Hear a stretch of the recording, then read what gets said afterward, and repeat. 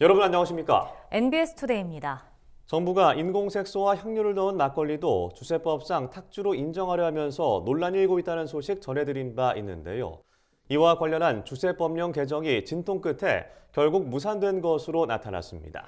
막걸리의 인공 첨가물 사용을 반대해온 전통주업계와 농업계에선 다행이라는 반응이 나옵니다. 손현진 기자가 전해드립니다. 인공색소나 향을 넣어 만든 유사 막걸리까지 탁주의 범위에 넣으려 했던 정부 계획이 무산됐습니다. 기획재정부는 16일 이 같은 내용을 담은 세법 개정 후속 시행령 개정안을 발표했습니다. 현행법은 탁주를 누룩과 물, 과일 채소류와 당분만으로 제조하도록 규정하고 있습니다. 기재부가 지난해 7월 발표한 2024년 세법 개정안에는 이 같은 탁주 제조 규제를 완화하는 내용이 담겨 논란을 빚었습니다. 인공향료와 색소를 넣은 막걸리도 탁주로 인정해 기타 주류의 7분의 1에 불과한 주세 혜택을 보도록 한 것이 개정 내용의 핵심입니다. 그런데 이번 후속 시행령 개정안에는 해당 내용이 빠지면서 정부가 계획을 철회한 것으로 확인됐습니다. 막걸리의 향료와 색소 사용을 반대해온 전통주 업계는 다행이라는 반응입니다. 이들은 인공 첨가물 사용이 막걸리 품질의 하향 평준화로 이어져 전통주 업체의 생존이 위태로워질 것으로 보고 있습니다.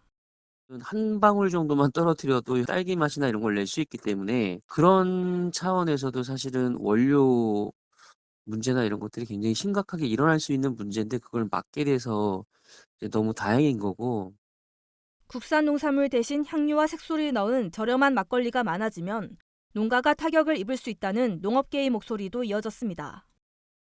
천연 재료로 만든 술에 매기는 세금을 낮춰 국산 농산물 사용을 장려해온 기존 조세 정책 방향과도 크게 어긋난다는 지적입니다. 기재부가 결국 주세법령 개정을 철회한 것은 이 같은 반대 여론을 수렴한 데 따른 것으로 알려졌습니다. 일각에서는 전통주 산업의 성장을 위해선 막걸리의 범위를 넓히는 등 시장 확장 방안이 필요하다는 주장도 있습니다. 하지만 지역 특산주의 가치와 전통주만의 차별성, 정체성을 지키려면 규제 완화에 신중해야 한다는 견해가 만만치 않은 만큼 합의된 의견 도출이 쉽지 않을 전망입니다. NBS 손현진입니다.